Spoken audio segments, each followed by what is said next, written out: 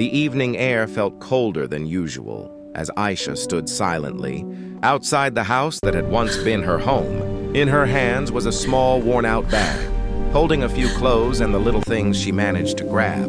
Before the door slammed shut, behind her just a few minutes earlier, the man she had loved and trusted for years had looked at her with cold eyes and said words she would never forget. "You can't give me a child. What use are you to me?"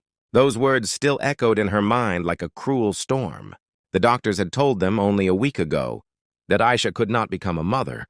She had cried that night not only because she wanted a child, but because she feared losing the life she had built with her husband. Deep down, she hoped he would understand. That love would matter more than anything else. But she was wrong instead of comfort. He gave her blame instead of support. He gave her rejection, and now she stood alone on the quiet street. Feeling as if the ground beneath her life had disappeared, Aisha slowly began to walk. The streetlights glowed faintly, and the sound of distant traffic filled the silence. Her eyes were red from crying, but she tried to hold back more tears. She had nowhere to go. Her parents had passed away years ago, and she had cut ties with most relatives after her marriage. Her husband had been her entire world. Now that world was gone after walking for nearly an hour. Her legs began to ache. She noticed a small cafe at the corner of the street, its warm yellow lights shining through the glass windows. Hoping to rest for a moment, she stepped inside. The cafe was quiet and peaceful. Soft music played in the background, while a few people sat at tables chatting or working on laptops. The warm smell of coffee filled the air. Aisha chose a small table near the window and ordered the cheapest cup of tea she could find on the menu. When the cup arrived, she wrapped her cold fingers around it, staring at the rising steam.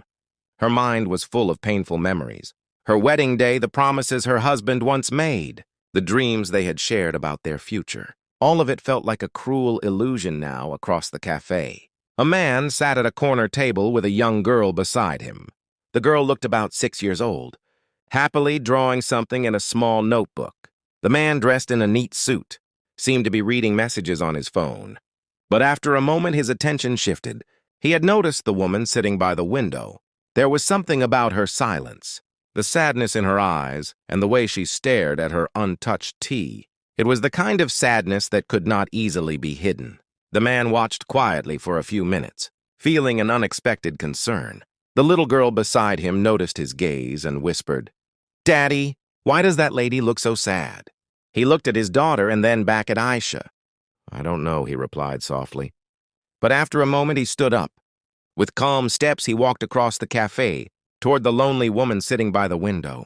When he reached her table, he spoke gently so he wouldn't startle her. "Excuse me," he said kindly. Aisha looked up surprised.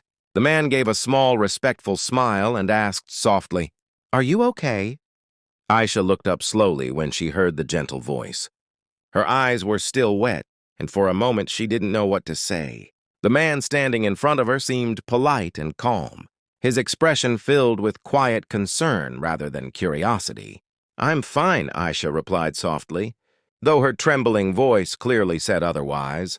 The man gave a small, understanding smile. "Sometimes people say they're fine when they're not." He said kindly, "If you don't mind." "May I sit for a moment?" Aisha hesitated, then nodded slightly. Something about his calm presence felt safe. He pulled out the chair and sat across from her from the corner of her eye. Aisha noticed the little girl who had been sitting with him earlier. The child was now watching them with innocent curiosity. "I'm Daniel," the man said gently, "and that little girl over there is my daughter, Emma." As if hearing her name, Emma waved shyly from her table. Aisha managed a faint smile and replied, "I'm Aisha," for a moment. Neither of them spoke. The cafe remained peaceful, filled with the quiet clinking of cups and soft background music. Daniel noticed the small travel bag placed beside Aisha's chair. It didn't take much to guess that something serious had happened. "I'm sorry if I'm intruding," he said carefully, "but you look like someone who's carrying a heavy story." Aisha lowered her eyes again. She had spent the entire evening trying to hold her emotions together, but Daniel's kind tone slowly broke the walls she had built.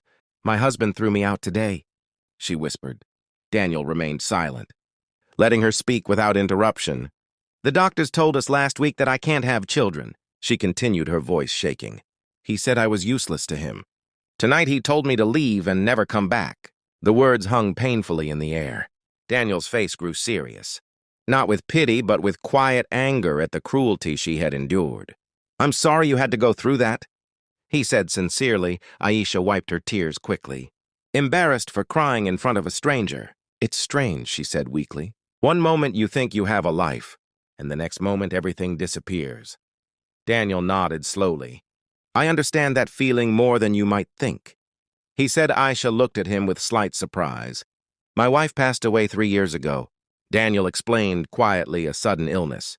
One day we were planning Emma's birthday party, and a few months later I was raising her alone."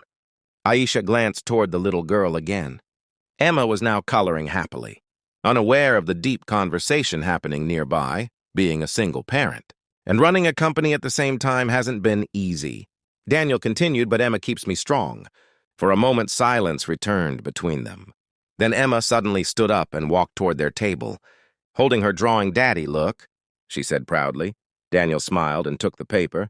It was a colorful drawing of a house, with 3 stick figures holding hands. Emma looked at Aisha and smiled brightly. "You look sad," she said innocently, "but you can sit with us if you want." Aisha felt a strange warmth in her chest. Daniel looked at her thoughtfully for a moment before speaking again. "You mentioned you have nowhere to go tonight," he said carefully. Aisha lowered her eyes. "Yes." Daniel took a quiet breath, then said something unexpected. "If you're willing, come with us." Aisha looked up in shock. "My home is big, but it's been feeling empty." Daniel said gently, "Emma could use someone kind around her." "And you could use a safe place to start again?" Emma nodded excitedly.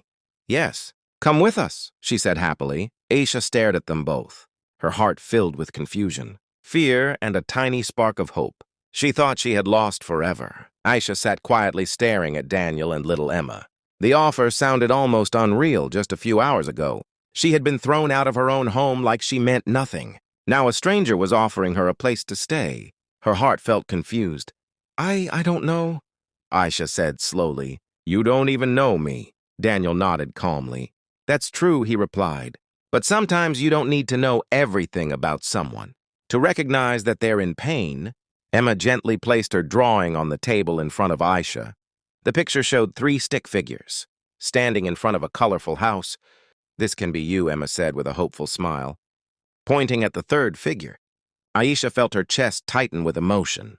The innocent kindness of the little girl was something she hadn't felt in a long time. Still, fear lingered in her mind. "What if I become a burden?"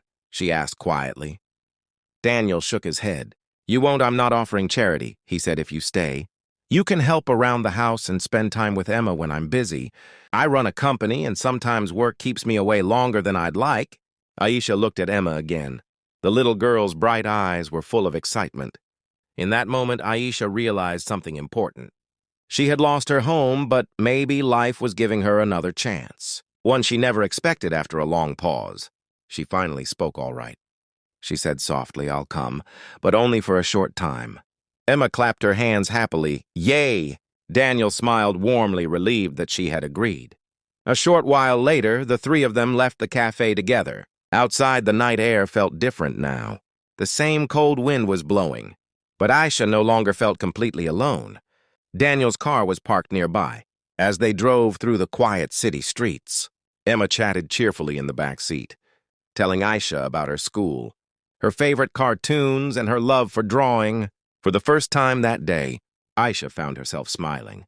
After about 20 minutes, they arrived at a large but peaceful house in a quiet neighborhood. It wasn't just big, it felt welcoming, with warm lights glowing through the windows. Emma ran inside excitedly. "Welcome home," she shouted. Aisha stepped inside, slowly looking around with uncertainty. The house was beautiful but carried a quiet emptiness, as if something important had been missing for a long time. Daniel noticed her hesitation. "You can stay in the guest room?" he said kindly. "Take your time, no pressure." Aisha nodded gratefully. Later that night, after Emma had gone to bed, Aisha sat alone in the guest room. The soft lamplight filled the spaces. She looked at the small bag she had carried with her earlier. Just hours ago, she thought her life was over. But now she was in a warm home, with people who had shown her kindness without asking anything in return for the first time since the painful words of her husband. Aisha allowed herself to breathe calmly. Maybe she could rebuild her life. Maybe the future still held something good, and maybe, just maybe, The woman who had been rejected for not being able to give life would find a new family that gave her life back instead.